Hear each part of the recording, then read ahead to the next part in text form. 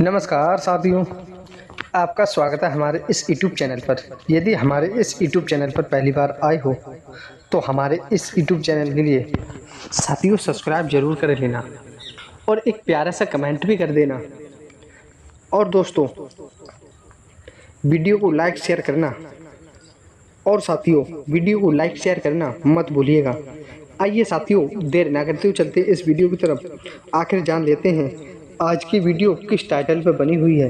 तो साथियों, आज की कहानी तो आप ये जान गए होंगे कि हमारी किस टाइटल के ऊपर बनी हुई है। तो आइए साथियों, चलते इस वीडियो की तरफ, जान ही लेते हैं कि आखिर किस टाइटल के माध्यम से यह कहानी सुनाने के लिए जा रहे हैं। तो साथियों, आपके लिए बता दें, माता पिता के इन 4 कर्मों की वजह से खुद की संतान बिगड़ जाती है। जी हाँ साथियों, माता पिता की इन 4 गलतियों की वजह से बेटी बिगड़ जाती हैं। इसलिए माता पिता जरूर सुने, माँ बाप को तो जरूर सुनना चाहिए। साथियों, यह कहानी बहुत ही प्यारी कहानी है। आज हम आपके लिए बहुत ही ज्ञानवर्धक कहानी लेकर आए हैं। इसलिए साथियों, आपके लिए जरूर यह कहानी शुरू से एंड तक जरूर सुननी चाहिए। तो आइए साथियों, देर ना करते हुए चलते इस वीडियो की तरफ। आखिर जान लेते हैं वह कौन सी गलतियां जो माता पिता कर देते हैं, उसकी वजह से खुद की संतान बिगड़ जाती है, खुद की बेटियां बिगड़ जाती हैं। आइए साथियों, तो चलते हैं इस वीडियो की तरफ। क्योंकि दोस्तों, बेटियां वो होती हैं जो अपने माँ बाप का नाम रोशन भी कर जाती हैं और उनका नाम मिट्टी में भी मिला जाती हैं। क्योंकि साथियों, बेटियों से ही सारा जहान बना है, बेटियों से ही माँ बनी है और बेटियों से ही बहन बनी है और बेटी से ही पत्नी बनी है। साथियों, इस दुनिया में जो भी है वो सब बेटियों की वजह से है। क्योंकि साथियों, जब बेटी का दामन साफ सुथरा होता है तभी वह अपने कुल खानदान का, माता पिता का नाम रोशन कर जाती हैं। यदि उसने अपने गलत आचरणों से अपना कर्मों को दूषित कर लिया, आखिर वह माँ बाप का नाम मिट्टी में मिला देती हैं। क्योंकि साथियों, एक बेटी के बिगड़ने से 2 कुल का शर्मसार हो जाते हैं। जी हाँ साथियों, पहला जो बाप होता है उस कुल का भी नाश हो जाता है, उस कुल का भी शर्म से लज्जित सर नीचे झुक जाता है साथियों। और दूसरा साथियों ससुराल है। क्योंकि साथियों, सास ससुर का नाम ऊंचा होने की बजाय नीचे गिर जाता है। क्योंकि साथियों, अपने बालक का चरित्र अच्छा करना उनका माता पिता का कार्य होता है कि किस तरह माता पिता अपने बेटियों के लिए कैसी शिक्षा देते हैं। यदि वह अच्छी शिक्षा दोगे तो वह अच्छा ही करेगा। क्योंकि साथियों, एक बच्चा जो होता है वह एक कोरे कागज की तरह होता है, जिस पर साथियों जो लिखोगे वही लिखा रहेगा और वही दिखाई देगा लोगों की नज़रों में। इसलिए साथियों, एक बच्चा जो होता है वह कोरा कागज होता है, तो उसके लिए गलत सीख नहीं, अच्छी सीख देनी चाहिए ताकि जो लिखा जाए वह अच्छा लिखा जाए, दूसरे की नज़रों में वह अच्छा ही बना रहे।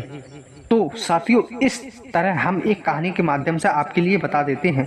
यह कहानी गरुड़ पुराण के आधार पर है और यह कहानी गरुड़ पुराण में ही पाई जाती है। आइए साथियों, चलते हैं इस कहानी की तरफ, इस कहानी को शुरू कर देते हैं। तो साथियों, किसी नगर में एक धोबी रहा करता था। उनकी एक बहुत सुंदर पुत्री थी साथियों। वह साथियों बहुत ही कोमल चंचल, बहुत ही सुंदर रूपवान थी, रूपवती वह लड़की थी साथियों। और उसके पिता जो थे वह हमेशा अपनी नज़रों के सामने रखा करते थे। वह अपनी लाडली से एक पल के लिए भी दूर नहीं होते थे और ना ही उसे रहने देते थे। और वह बहुत ही ज़्यादा प्रेम किया करते थे। और वह साथियों, जहाँ तक कि इतना प्रेम किया करते थे कि वह उनकी बेटी जो भी कहा करती थी वह अपनी बेटी की हर इच्छा पूरी कर दिया करते थे। और इसी लाड प्यार ने साथियों उसकी बेटी को बिगाड़ दिया था। क्योंकि साथियों, किसी ने सच ही कहा है, यदि किसी के लिए ज़्यादा इज्जत दोगे तो वह आपके लिए धोखा ही देता है। तो उसी प्रकार यह भी हुआ कि साथियों, जितना प्यार उनने दिया और वैसे ही वह बिगड़ती गई। क्योंकि साथियों, मैंने पहले भी आपके लिए बताया था, संतान के लिए ज़्यादा लाड प्यार करना अच्छी बात नहीं है। क्योंकि साथियों, अगर कोई संतान के लिए ज़्यादा लाड प्यार करते हो तो उसका स्वभाव बढ़ जाता है। वह अपने पिता से निडर हो जाता है, अपनी माता से निडर हो जाता है, वह बेटेंशन होकर अपनी ज़िंदगी जीने लगता है साथियों।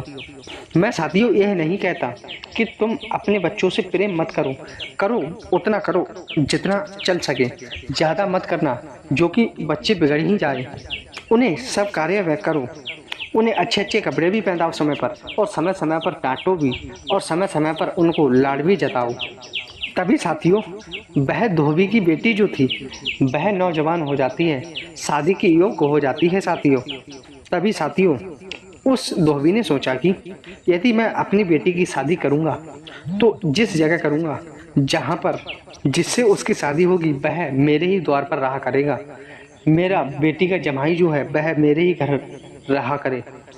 इस कारण साथियों उस धोबी ने अपनी बेटी का विवाह किसी बड़े घराने में नहीं किया था, क्योंकि साथियों बड़े घराने में तो बेटियां बड़े घर की बहू बन जाती हैं और वे वहीं पर रहा करती हैं। तभी साथियों एक समय की बात है, एक व्यक्ति जो था वह इधर उधर के काम काज करके वह अपने पेट पाला करता था। वह बहुत ही गरीब था साथियों। वह इधर उधर से काम चला करके वह अपना पेट पाला करता था और वही उसी नगर में पहुंच जाता है। तभी साथियों उस धोबी के लिए वह लड़का पसंद आ जाता है। तभी साथियों उसकी जाति पात्र पूछ करके अपनी बेटी का विवाह उसी लड़के से कर दिया। और तभी साथियों उस लड़के से पूछा कि तुम्हारी शादी होने के बाद में तुम्हें यहीं पर रहना होगा। तभी साथियों वह बेटा जो था वह कहने लगता है कि मैं अपने माता पिता से पूछकर आऊँगा। तभी वह अपने माता पिता से पूछने जाता है। तभी साथियों वह कपड़े धोने के लिए गए थे और वह वहाँ पर पहुँच जाता है।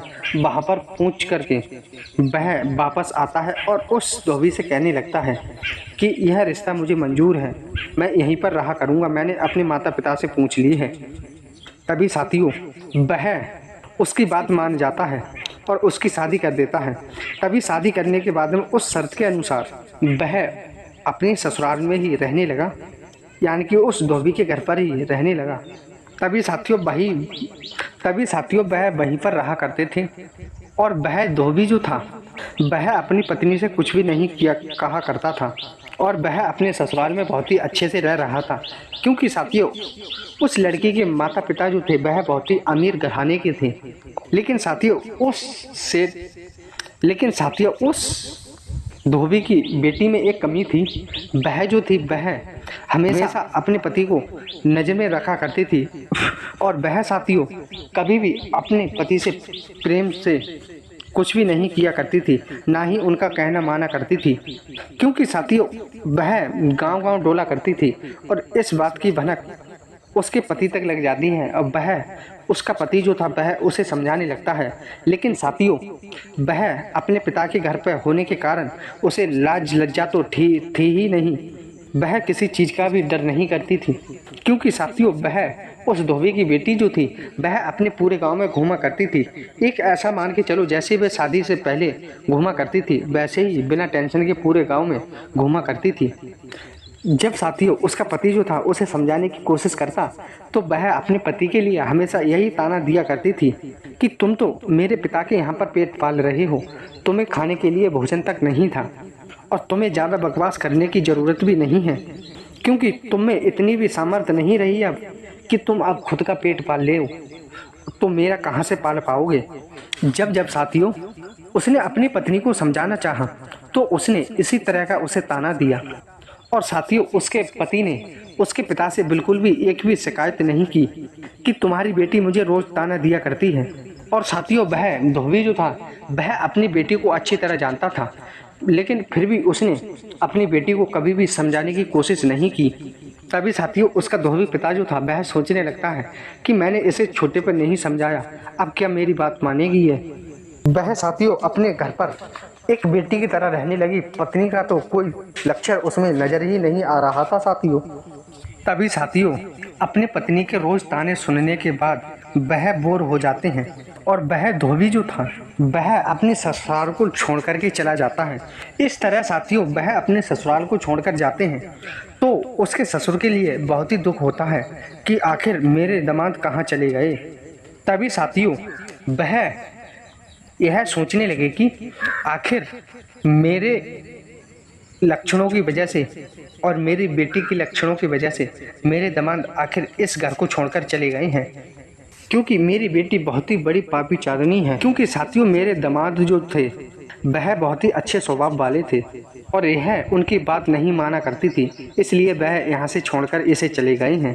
तभी साथियों उस धोबी ने अपने दामादे के चले जाने के बाद अपनी बेटी को भी उस घर से उसने निकाल दिया और वह साथियों अपनी बेटी से यह कह देते हैं कि तू इस घर से निकल जा, आज से मेरे घर के दरवाजे तेरे लिए बंद हैं, तू मेरे घर पर दोबारा मत आना, तेरा मेरा रिश्ता खत्म है।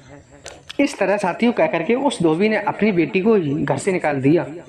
अब तो साथियों उसकी जिंदगी एक नरक सी बन गई थी, क्योंकि साथियों पति और पिता के वजह से वो जिधर भी जाया करती थी सब उसे ताने मारा करते थे और वह जिस जगह पर बैठा करती थी उस जगह से उसे उठा दिया करते थे।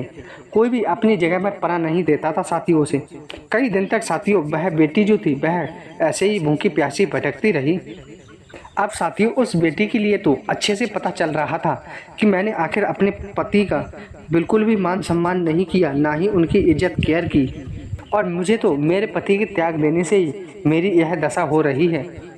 तभी साथियों वह भूख से तड़प रही थी, इस कारण वह भोजन मांग के खाने लगती है। उसे भोजन तक नहीं देता है कोई और उसे धक्के मारकर निकाल देता था, द्वार से अपने भगा देता था साथियों, और उसकी हालत पर हर कोई हंसा करता था साथियों। और जब साथियों उसकी इस तरह हालत हो जाती है तो वह सूख करके बिल्कुल छुआरे की तरह हो जाती है, बिल्कुल एक हड्डी रह जाती है साथियों। तभी साथियों वह भटकते भटकते किसी नगर में पहुंच जाती है। वहां पर साथियों वह भोजन मांगने लगती है। तभी साथियों एक ऊंचे घर में पहुंच जाती है जहां पर बहुत ही शानदार महल बना हुआ था। वह वहां पर आवाज लगा देती है। तभी साथियों वहां पर उसका पति जो था वह कहने लगता है कि जाकर देखो कोई दुबली पतली कोई अनजान सी आई है, उसके लिए भोजन वह मांग रही है तो उसे भोजन दे दो। लगता है वह कई दिनों से भूखी प्यासी है और वह भूख से तड़प रही है। तभी साथियों वह शानदार महल और काउकर तभी साथियों वह शानदार महल जो था वह और किसी का नहीं था, वह उसके पति का ही था।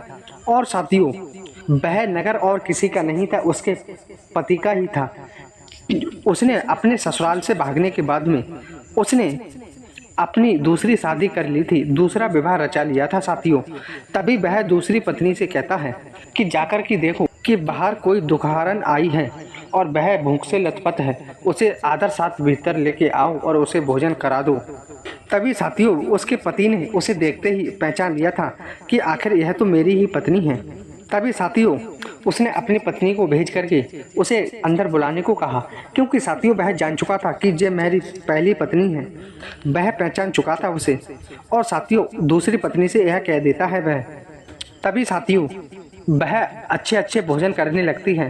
भोजन करने के बाद में उसे याद आता है कि आखिर यह तो मेरा ही पति है, और वह साथियों यह जान भी गई थी कि आखिर यह मेरा ही पति है। तो उसकी दूसरी पत्नी कहने लगती है कि हे स्वामी यह कौन है और इसका शर्म से सर नीचे को क्यों झुक गया है, यह कौन स्त्री है जो तुम्हें देख करके इतनी लज्जित होती है। तभी साथियों उसने बताया कि यह दुबली पुतली और कोई नहीं बल्कि मेरी पहली पत्नी है। मैं इसे बहुत ही ज़्यादा प्रेम किया करता था, पर मैं कुछ विशेष कारण से इसे छोड़ करके चला आया हूँ। तुम इसकी बहुत ही अच्छी तरह से केयर करो, इसकी माँ में कोई कमी न रह जाए, इसकी सेवा में कोई कमी न रह जाए, क्योंकि साथियों यह कभी भी मुझसे सीधे मुंह बात नहीं किया करती थी। अपने पति के इस तरह स्वागत सत्कार को देख करके वह और ज़्यादा शर्म से झुक जाती है। उसने अपने कर्मों को देखा तो उसे अंदर ही अंदर बहुत ही ज़्यादा घुटन सी महसूस हो रही थी। वह साथियों अपने पिछले कर्मों को याद करके बहुत ही लज्जित हो जाती है, वह पानी पानी हो जाती है साथियों।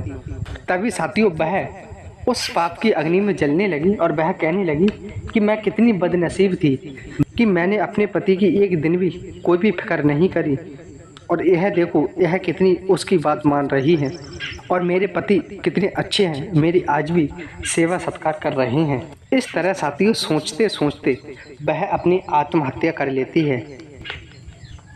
तभी साथियों वह मरने के बाद भी उसका दुख यहीं पर समाप्त नहीं होता है।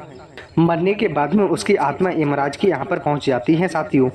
तभी साथियों यमराज भी क्रोधित हो जाते हैं उस तरह का व्यवहार देख करके, और वह बहुत ही नरकों की सजा देते हैं। तभी साथियों सभी नरकों की सजा उसे दे देते हैं। उसे साथियों सभी नरकों की सजा भोगनी पड़ती है। तभी साथियों उसके सारे पाप जब खत्म हो जाते हैं और वह सारे नरक भोग लेती है, तभी उसे कई एक योनि में जन्म लेना पड़ता है। तब उसके बाद में उसे फिर मनुष्य का जन्म मिलता है। तभी साथियों कहा जाता है कि हर एक माता पिता के लिए अपने बच्चों के लिए संस्कारी बनाना चाहिए, उन्हें सर पर नहीं चढ़ाना चाहिए साथियों। क्योंकि साथियों कहा जाता है कि हर माता पिता के लिए यह 4 गलतियां नहीं करनी चाहिए, नहीं तो संतान बिगड़ जाती है साथियों। पहली बात साथियों, अपनी संतान की छोटी से छोटी गलती की भी नज़रअंदाज ना करें साथियों। क्योंकि साथियों गलती होने पर उसे तुरंत ही डांटें, उसे तुरंत ही रोकना टोकना चाहिए, ताकि उन्हें आगे का ध्यान रहे, वह गलती दोबारा ना करें साथियों। और दूसरी बात साथियों, शादी के बाद में उस बेटी के लिए और उसके पति के लिए अपने घर पर ना रखें, अपने जमाई के लिए अपने घर पर ना रखें साथियों, जिससे रिश्तों में दरार आ जाती है। यदि कोई विपत्ति में है, वह कष्ट में है तो रह सकता है, उनकी कोई बात नहीं है, वह तो पहले से मजबूर है। यदि उसके पति के घर पर सब कुछ है और वह कमाने खाने लायक है, फिर भी अपने ससुराल में वह रह रहा है, तो उस पति के लिए अपने घर पर घर जमाई बनाकर ना रखें साथियों। तीसरी बात है साथियों, माता पिता के लिए अपने बेटे के लिए अच्छे से अच्छी शिक्षा देनी चाहिए। वह शिक्षा देने में असमर्थ ना रहें, हमेशा सफल ही रहें। और साथियों चौथी बात है, वह अपनी संतान को सर पर चढ़ाकर नहीं रखें, ज़्यादा लाड़ पाड़ के साथ में नहीं रखना चाहिए उन्हें। क्योंकि साथियों संतान का ज़्यादा लाड प्यार उस संतान के लिए ही बिगाड़ देता है। तो साथियों ये थे वह 4 गलतियां जो हर एक माता पिता को नहीं करनी चाहिए। तो उम्मीद करते हैं साथियों वीडियो पसंद आई होगी। वीडियो पसंद आई हो तो वीडियो को लाइक शेयर जरूर कर दें। और यदि हमारे इस चैनल पर पहली बार आए हैं तो हमारे इस चैनल को सब्सक्राइब करके वीडियो को लाइक शेयर जरूर कर दें। और एक प्यारे सा कमेंट भी कर दें, कमेंट में हमें बता भी देना कहानी आपके लिए कैसी लगी। धन्यवाद साथियों, मिलते हैं एक प्यारी सी नई ज्ञानवर्धक कहानी के साथ में। जय श्री कृष्ण, राधे राधे, जय भोलेनाथ की जय हो साथियों।